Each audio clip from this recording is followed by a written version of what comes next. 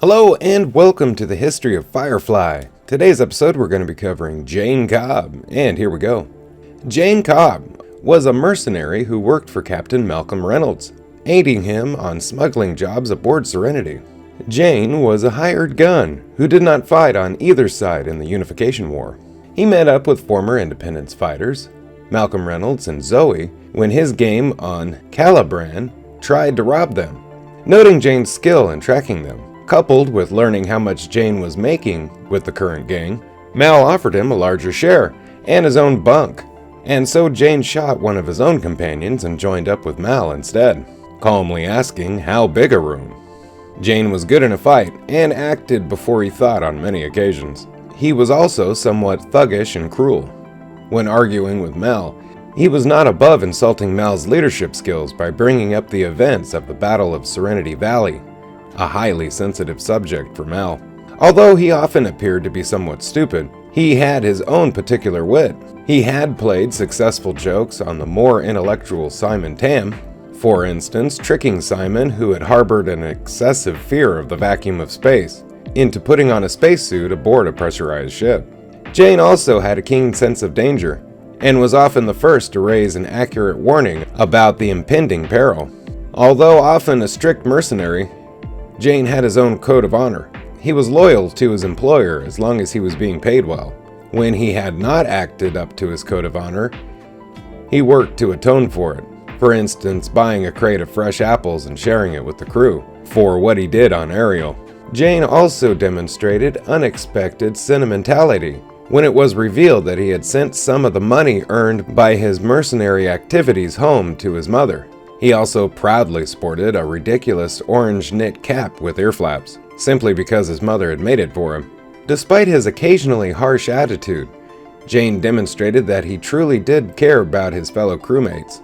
After Kaylee was accidentally shot by Lawrence Dobson, Jayne was naturally angered by this, but another side of this was shown when he was huddling by the window of the infirmary in bated breath to see if Kaylee survived the operation.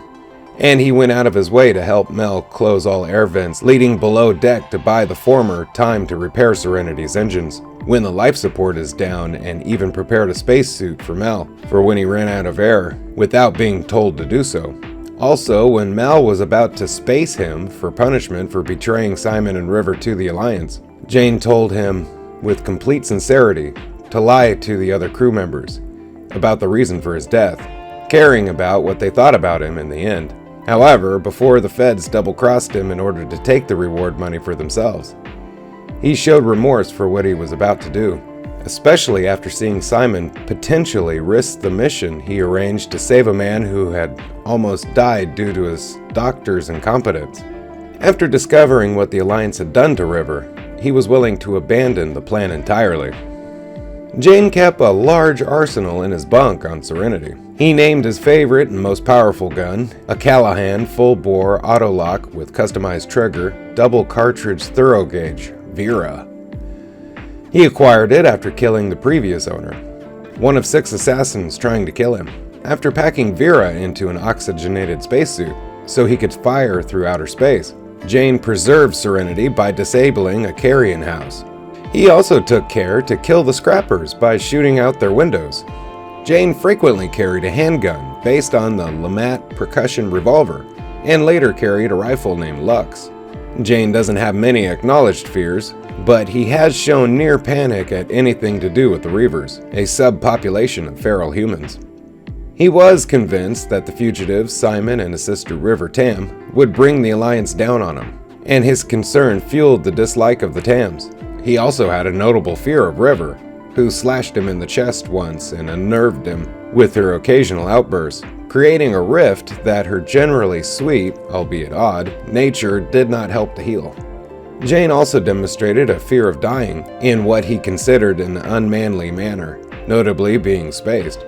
Despite their seemingly opposite motivations, Jayne respected and liked Shepherd Book, and was carried beyond his self-interest and fear of the Reavers by something the Shepherd used to tell me: if you can't do something smart, do something right.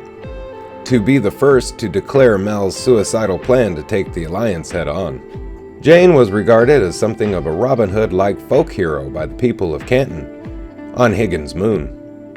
They erected a statue of him in the center of town and sung a song dedicated to the hero of Canton. They call the man Jayne, in which they tell how he robbed from the rich and gave to the poor. The true story, however, was less heroic. Jayne and his then partner, Stitch Hessen, did indeed steal from Magistrate Higgins and drop the money on the town.